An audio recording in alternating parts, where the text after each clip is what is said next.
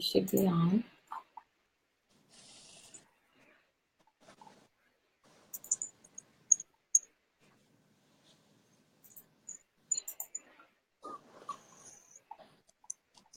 Hold on. Trying to see, make sure we're on here.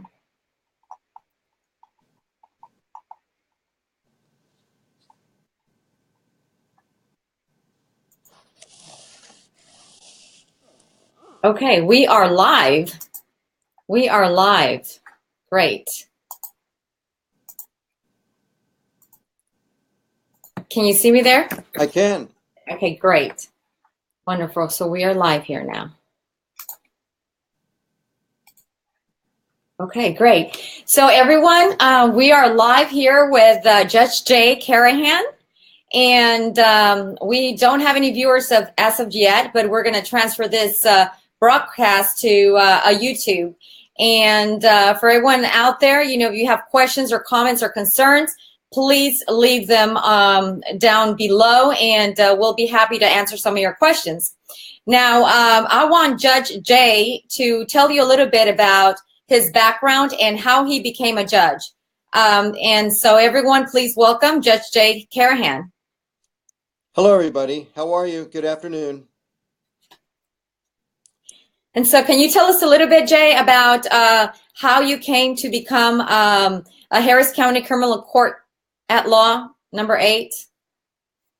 Well, before I became a judge 15 years ago, I practiced law for 20 years. I began my law practice in the Harris County District Attorney's Office, where I prosecuted crimes. I was quickly promoted to the number 2 level felony prosecutor, where I was trying murder cases, sexual assault cases, aggravated robbery cases, very serious cases, through verdict and through punishment and so forth. And at that time, I was on the chief list, ready to move into a chief position in the district courts when I was offered a position with the United States Attorney's Office in the Southern District of Texas. I thought that would be a great career move because it would allow me to have more autonomy in the investigation of serious criminal cases with national implications. And while I was in the U.S. Attorney's Office, I tried many serious cases that involved crimes that crossed state lines. And early in within the first year there, I was assigned a multi-state kidnapping case involving 2 FBI top 10 criminals who I successfully prosecuted to a double life imprisonment sentence. And I was awarded the Attorney General's Superior Performance Award and Special Achievement Award, rather, for sustained superior performance and duty. And I received a commendation from the FBI on that case. Afterwards, after that case, I was assigned to the Bank Fraud Task Force to handle cases that were being brought during the S&L crisis in the late 80s, early 90s, and began many famous prosecutions and investigations.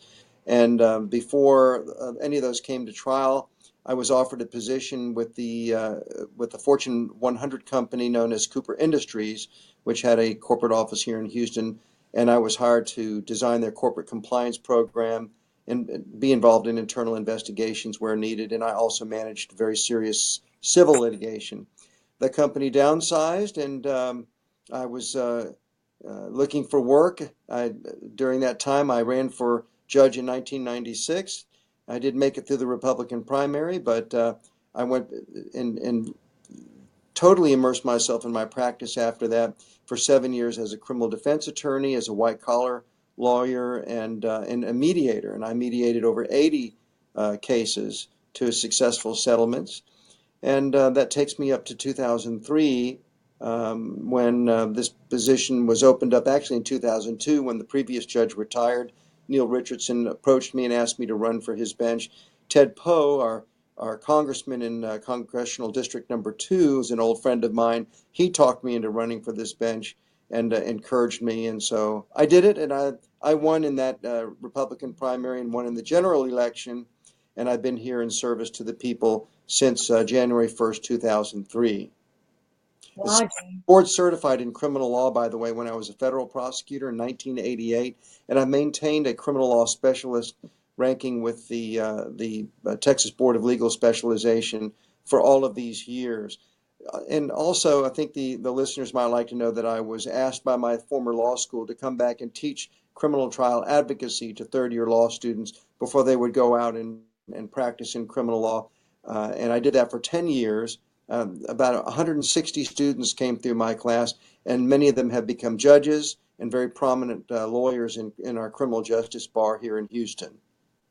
Oh, Jay, that is very lengthy information for our viewers to know.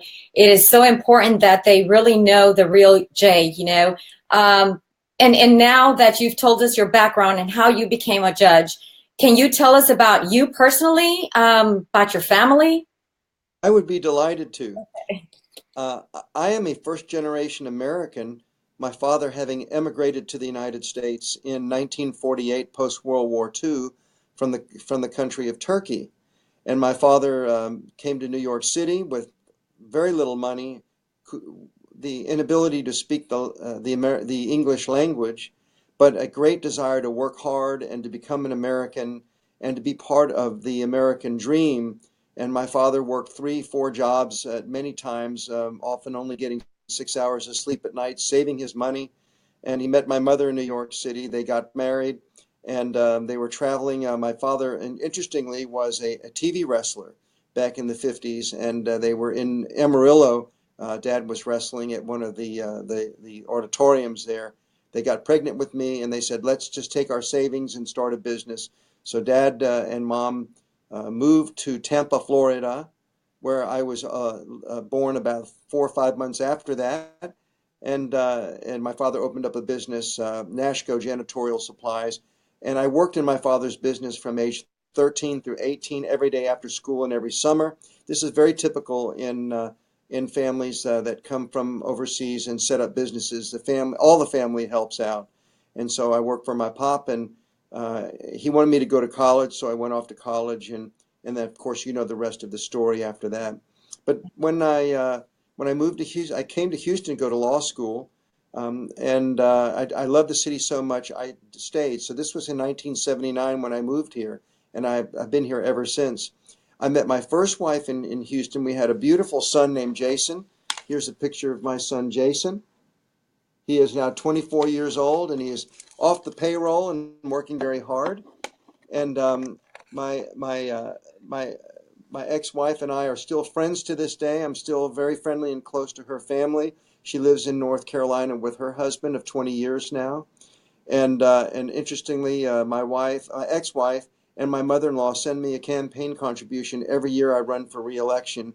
And my mother-in-law sends a notice. A former mother-in-law sends a notice out to all her friends to come vote for Judge Jay.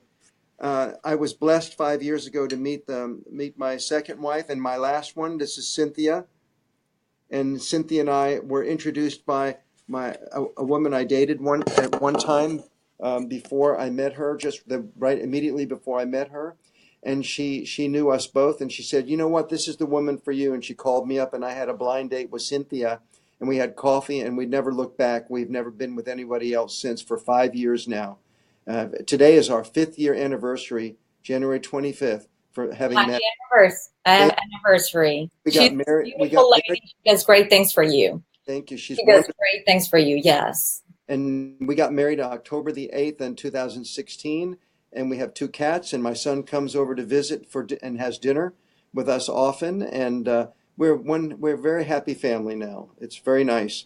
And I'm a member of St. Martin's Episcopal Church. I'm very active there at Yes. the church. I am a pastoral care volunteer with the Healing Connections Pastoral Care Group, where we go out and we meet people who have various issues in their life, losing a job, losing a child, substance abuse, other all sorts of issues. And I go into the home and meet with them and sort of get the ball rolling so they can connect with the pastors at our church and know that somebody cares about them and loves them and wants to help them through the rough spot, as we all have to get through sometime in our lives.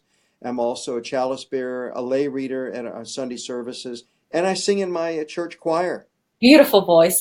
Those that know you, those of us that know you, we know the beautiful voice God gave you. It's so amazing.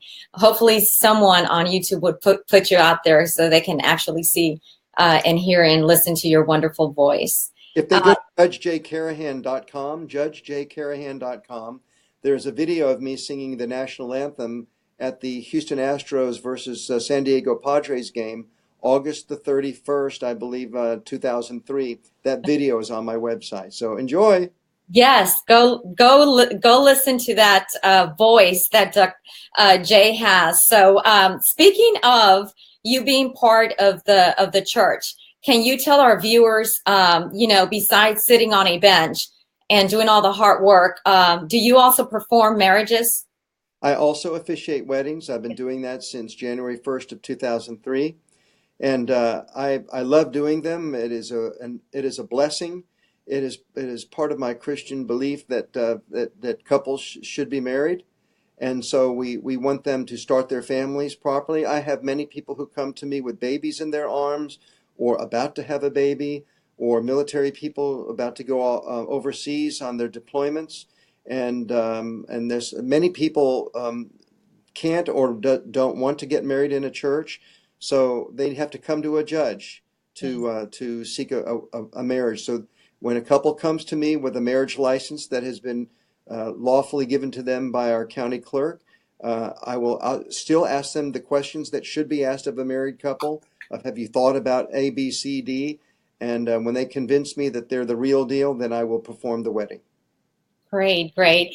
I know they wanted to hear that because it's not just you being in the criminal courthouse and not caring about marriages and people. And so I think that was an important piece for people to hear. I do have a specific question that I want to ask because a lot of viewers might want to hear this one. But when it comes to domestic violence, it is one of your top 5 kinds of cases on your dock. And what do you do to address these pretrial and post convictions? Well, people should know that if they have been victimized in a family violence situation, they have certain protections that can be given to them, and these are pretrial orders that I can sign, and family courts can sign them as well when there's a divorce pending and so forth. But there's no divorce proceeding filed and criminal charges are filed, the complaining witness has the right to ask for the prosecutor to ask the judge to enter what's called an emergency order of protection. We call them MOEPs. And in this order of protection, I can order the accused to stay away, to not make any contact, to not make any harassing contact, to not possess a weapon or a firearm. I can require them not to go near the place of business or employment of the complainant. I signed 2 of those orders today. So every day I encounter those. So there are protections available. And the folks who are accused of these, they should know that they're going to get a fair trial in this court, that they are presumed innocent, and that we have a very fair playing field for them to come try their case and have their case heard so that we can get to the bottom of it. And if the person has been convicted by a jury or by a plea of guilty to me in a non-jury trial, then I will certainly look to all of the options available to me to make sure that this never happens again between that couple, or if the perpetrator should ever be involved in a future relationship, to receive training in a batterers prevention class or anger management class to learn a new way to communicate with their loved ones so these things don't happen. So I do that on a regular basis. Every day I do these things. So that's one out of 5 top cases that you have, Well, correct? probably the 3rd highest filed case that ends up in our court. Number 1 are drug cases. Number 2, DWI. Number 3, domestic violence. And you've performed, you've had several workshops, and have your file here right in front of me. You've done several, you've spoken on several topics, right? That's one of the topics that you speak at different speaking engagements. I've talked about that. I've talked about the law practice in the county criminal courts. Before I became a judge, I spoke on the topic of eyewitness identification in criminal cases and how expert witnesses can be effectively used to either establish eyewitness identification or to attack the credibility of eyewitness identification. It is it is a very, very important part of our jurisprudence that we use eyewitness identification in the proper way and make sure that it is a good identification and not something that somebody imagines that they saw or something that was suggested to them by an investigator. And I believe that investigators are getting better at doing those investigations. I also speak about the criminal justice system. I meet with students and scouts. I've met thousands of students and scouts who've come to this court to learn about the criminal justice system, and I meet them and answer their questions. And especially if they're junior high and high school students, we talk about making good choices in life and how consistent good choices can lead to success and how bad choices can lead to failure. And so we really want to impress upon the young people that there's no matter what they heard in their neighborhood or from Yeah. their friends, that the courts are here to help them, to support them, and to hold people accountable when they violate the rules, and to try to help them find a new way to live their life. And we have two different kinds of criminals. The folks that we see in county court are the folks that we're annoyed with or maybe angry with. The folks that are in the felony courts are often the people that we're afraid of. We have to approach these two different populations of accused criminals differently. And so that's why the county courts are the courts that must listen. We must find innovative ways to handle these situations so that people can turn their life around and live a better life. Speaking of turning people's lives around and helping them, is DWI getting better or worse in Houston? Well, it's slightly better, but it's still there, and the numbers are still too high. Harris County has the ubiquitous reputation of being the deadliest county in the United States for alcohol-related traffic fatalities. And my colleagues and I in county criminal court and my district court colleagues that hear felony DWIs work very hard to try to make the streets safer by holding people accountable for making the selfish decision of getting behind the wheel while intoxicated and driving to their next stop or driving home even. People must ask themselves a very serious question if they've been out drinking. Can I really responsibly get on the road with other people who are expecting me to follow the rules and follow the rules of the road and drive home safely? And they really should answer that question in favor of the other drivers out on the road with them if they have any doubt in their mind. And we are so grateful for the driving companies that have come out like Uber and Lyft, or the cab companies, to make sure that people call them and get a ride home if they've been drinking. If they're going to go out on the evening and have a dinner out with family and friends and alcohol is going to be involved, they should really seriously think about taking a driving service. My wife and I do that when we go out to dinner and we go to functions.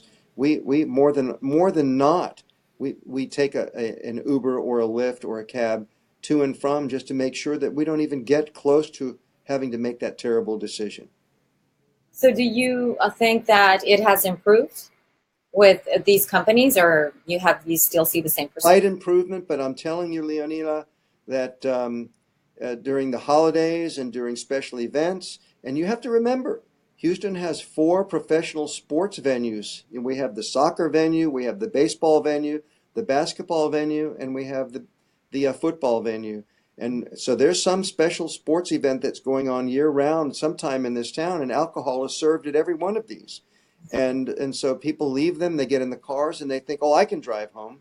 And they often make a mistake in making that decision and get into an accident and hurt themselves, or worse, hurt or kill somebody else or themselves. People have to remember that there are breadwinners out there driving the cars, and there are families relying on them to go to work the next day. And if they hurt or kill somebody, that family is without a breadwinner. These are the decisions that somebody who's been drinking must make before they get into their car and drive. Wow, we do see a lot of these cases, and now it's not only just DWI, but a lot of people on their cell phones and texting and driving, and it's just people need to be really careful out there, and if they're not very responsible with their lives, then they need to consider the other people around them, that they're hitting behind their cars and whatnot. So, well, thank you for sharing that. I have another question for you. So when you leave the office at night, what kind of home life awaits for you? Well, my Cynthia waits for me. Yeah. We take a meal service that delivers um, boxes of food to us, that has to be cooked and prepared. You've probably heard of Home Chef and Sunbasket and all of that. And so at least 3 nights a week, we get together in the kitchen and we prepare a meal together. And that's a wonderful way for a couple to bond and to spend some quality time together where you're not thinking of politics or law or medicine or business. And it's just us and the cats, of course. And we do that. We also belong to a gymnasium and we go work out 3 times a week together. And we take a cardio kickboxing class together. She takes one more than I do, but she's 7 years younger than me. But I'm catching up. And we go for long walks around the city. There's a city park not far from us, and we walk to it or we ride our bike. And we do that. And we go to the opera and we go to the shows downtown, and we take the Uber. Yeah, Okay. that's right. So we do a lot of that.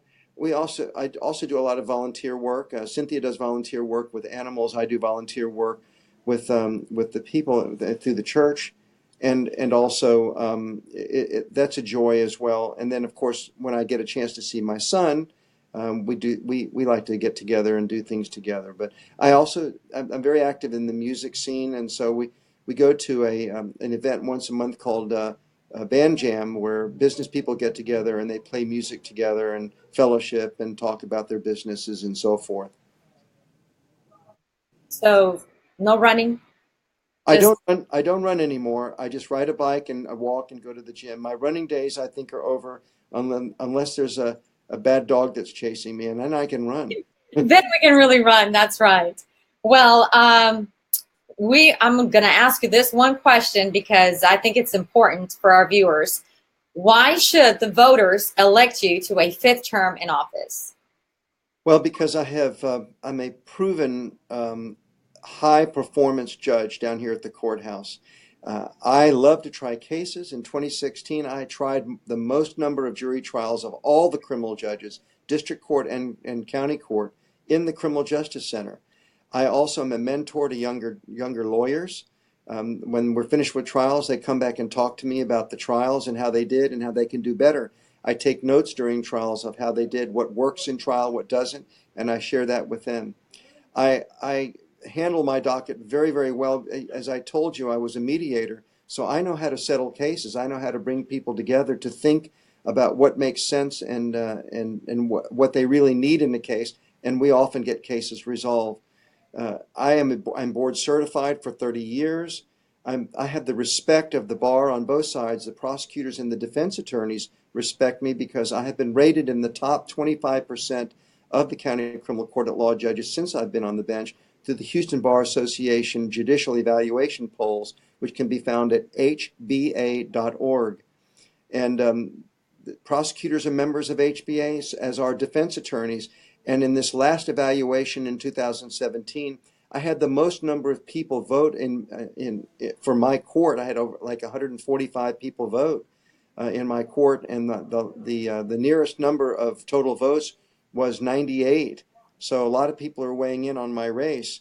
I've been endorsed by all the major law enforcement organizations, Houston Police Officers Union, Firefighters Union, Sheriff's Deputies Association, COPS. I mean, I'm endorsed by Harris County Judge Ed Emmett, by Harris County District Clerk Chris Daniel, endorsed by Bill King, the former mayor candidate, endorsed by Robert Eccles, the former county judge of Harris County, Steve Lee, the city councilman. If you go to my website, judgejkarahan.com, you will see a broad swath of people who have endorsed me, who are Latino and African American, who are Asian, from all walks of life, who endorsed my candidacy. And I believe that I'm far more qualified than my opponent in the Republican primary, who has only been practicing law for 5 years. He is not board certified. I have been on both sides of the docket, and I've seen things from 62 years of life experience, and for 35 years as with law experience, so that I bring my best game to court every day, and people get the very best of me and the best of my experience. And that's why I should be given a fifth term in office, I believe. If the voters look at my website, the documents don't lie, It's very, very important that they go there and see and compare the two opponents in this Republican primary for County Criminal Court at Law Number 8. Jay, can you explain to our viewers how can they help you, support you? Are you still looking for volunteers? Do you need help? In what ways can the community actually come and help you? Many ways. The best way is to send an email to everybody they know before the February 20th early voting begins to ask them to vote for their friend, Judge Jay Karahan. And I am their friend. I want them to know that I'm working for them and serving them in Court 8. They can send a blast email to their friends to vote for me in the Republican primary in the early voting February 20th to March 2nd and on Election Day, March the 6th. Number 2, they can volunteer on my website, judgejkarahan.com, JUDGEJAYKARAHAN.com. And there's a place where they can volunteer to work at the polls. They can block walk with us. We're going to be block walking this Saturday, next Saturday, and the following Saturday. So we're out there meeting the people. They can also get signs from me. If they let me know where they want to sign, I'll have my sign man come to their place of business with permission to plant a sign, and they will come pick it up after the election. I have 4-foot by 8-foot signs, and I can give them yard signs as well. They need to talk this up, tell their friends, because this is a very, very important election. Well, one of the I guess I'll add to this, they can actually share this video on their Facebook wall as well and let their friends tell them that you're their friend and that you're looking for volunteers and asking other people to come and vote for you. Yes. Okay, great. That was most appreciated. And or they can reach either you or myself, and we can get them in touch and get them going with a volunteer program and so forth. And Jay, anything else you want to add? I'm glad you asked that question. I have been engaged in the community ever since I've been a judge, and I don't wait for campaign time to do that. I am engaging in the community year round. I do something every month with some group in the community, either in the Latino community, in the Asian community, and the African American community.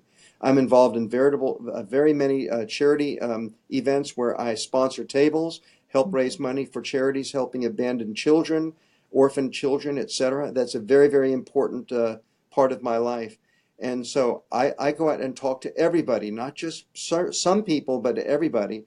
And my door is open, and I want to hear what the people are thinking, and I want them to have respect for the criminal justice system, to know they have a judge who cares about them. Judge Karahan cares about them. So there is an email on your website, right? Is there an email where they can actually give you any comments or? I believe it's info@judgejkarahan.com. Go to my website, and they can leave me a note. And we respond to every note that somebody sends me on the website. I'm also on Facebook. They go to the Judge Jay Karahan Facebook page, and they can send me notes there. In fact, that's the best way that somebody can get in touch with me is on Judge Jay Facebook. Okay, Facebook. So there you have it, folks. Go to his inbox if you have concerns or questions. They're confidential for him. So I know a lot of you do not like to post them on here on Facebook, because some of these things are very confidential, and we understand that. So I'm just going to briefly. Okay, go ahead, Jay. I'm so sorry to interrupt you. No, it's okay. I cannot give legal advice as a judge, and your listeners need to know that under the judicial canons or the judicial rules for me that I must follow, I cannot give legal advice to people on their legal issues. So if they want to know about how the criminal justice system generally handles a problem, I can certainly talk about that. If somebody has a case pending in my court or in another court now, I can't tell them what to do. They must talk with their lawyer and find a lawyer that they can consult with privately and confidentially to help them evaluate their situation and make a good decision. So as much as I would like to answer many of the folks' questions, I can't, but I can talk generally about what we do and how we do it. Great. And so you want to volunteer, send him an inbox message as well. I just want to share this postcard that you have, Jay. I don't know if they can actually see it. Can you see it there? I see it. Okay, great. I want them to see that, because this is something you're dropping off at people's homes and giving away to all your events wherever you go. And so they see this picture, they see your sign, at least a little bit more familiar with what your artwork and graphics look like. Anything else you want to add to our viewers? Leonila, you and I both agree, and we've talked many times about this, about how important it is to engage in the community. I want to commend you for your ministries and for your engagement in the community. You've done a magnificent job. You have changed so many lives, and I feel like that you and I are teammates in helping people make good decisions in their life, to get them through rough spots, and to live a better, more abundant life.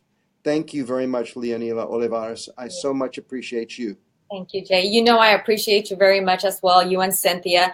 And we know what a good heart you have. And I just wanted people to see who you are, because it's so confusing to people out there. They think, you know, that we're not people persons, and we are. You know, we are here to help people as much as we can and answer any questions that we can, and it actually inform them how a campaign actually runs. And that some of these folks don't know that they can come and help you. They can actually block walk for you. And some of them might be scared to do that because you're a judge.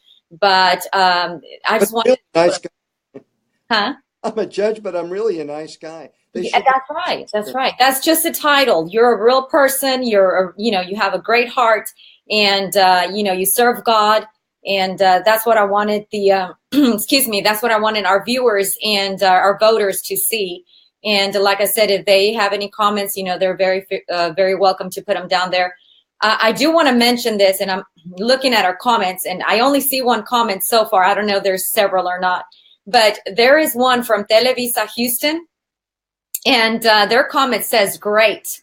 So Televisa Houston is a network here, like Telemundo, Univision, you know, so forth. And I'm familiar with Televisa in Monterrey, not so much here in Houston, but thank you for that comment, Televisa Houston. We appreciate you saying great on our interview here with Judge Jay. That means that people wanted to see this. That means that, you know, it's important for our community to see who the real Jay Karahan is. Again, folks, I want to thank you so much for allowing us to be on the Facebook and also on Twitter and also on YouTube, because this goes directly to Twitter. So we appreciate everybody watching this video. Have any questions, concern, again, you can inbox myself or inbox Judge Jay to get in touch with him, and you can go volunteer, possibly get a t-shirt. Do you still have some t-shirts? If they're volunteers and they go out and actually walk and work, they get a t-shirt. They get a t-shirt. There you go. And that would be great. Too. Yes. So everyone, thank you so much. We appreciate you. We appreciate you, Judge Jay. And from the bottom of our hearts, we really thank all the information that you gave to the viewers. They really needed to connect with you. One thing is, you know, to be out there, and another thing is to actually feel the connection from all the words and the education that you just gave, information that you just gave them. Thank you so much, viewers. Again, we'll see you guys soon. Judge Jay, thank you. Have a great, great afternoon. Thank you. Leonila. Same to you. Thank you.